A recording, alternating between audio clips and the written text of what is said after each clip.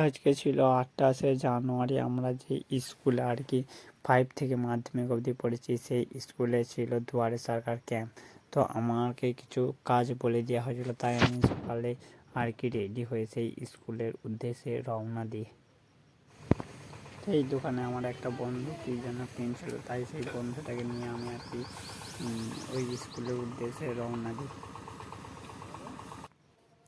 আর school পৌঁছাতেই সামনে চোখে পড়লো এই বড় বড় ব্যানারগুলি আর কি, মমতা সরকারের বড় বড়।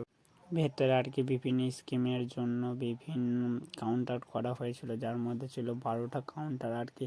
বাল্যবিবাহ, পথশ্রী, সমস্ত কাউন্টারের জন্য আর কি ছিল আলাদা আলাদা কাউন্টার সিস্টেম, যাতে কাউকে কোনো রকম পড়া দেখা যান যে। আর এই স্কুলের মধ্যে কি সবজি চাষ করছিল, আমরা এই সবজিগুলোই দেখছিলাম যে আমরা যখন পড়তাম তখন আর কি এইসব ছিল না। এখন স্কুলটা কত সুন্দর না হয়েছে, তাই আমি এদিকে দেখি আর তখনই চোখে বললো আমার এই স্মৃতিস্তম্ভটা, এইখানে আমরা কতই না আনন্দ করেছি। এইটা হচ্ছে আমাদের এই স্কুলের যিনি প্রথম প্রধান শিক্ষক।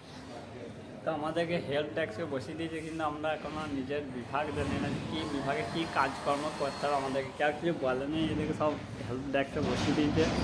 হ্যাঁ, এই হেল্প ডেস্ক 18 নম্বর, সব 17, 18, 19 আছে। আর এই স্কুলটা হচ্ছে আর কি দুয়ারে সরকার ক্যাম্প হচ্ছে। এই স্কুলে আমরা কিন্তু ছোটো থেকে পড়েছি, 5 থেকে 10 অবধি।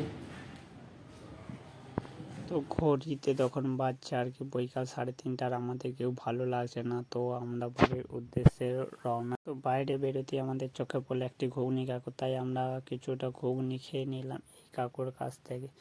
আমি 1 প্লেট এবং আমার এক বন্ধু আর 1 প্লেট। তো ঘুগনি খেয়ে আর কি কাকুকে দাম দিয়ে আমরা বাড়ির উদ্দেশ্যে রওনা দিলাম। আর এখানে এই ভ্লগটাকে এখানেই শেষ করলাম।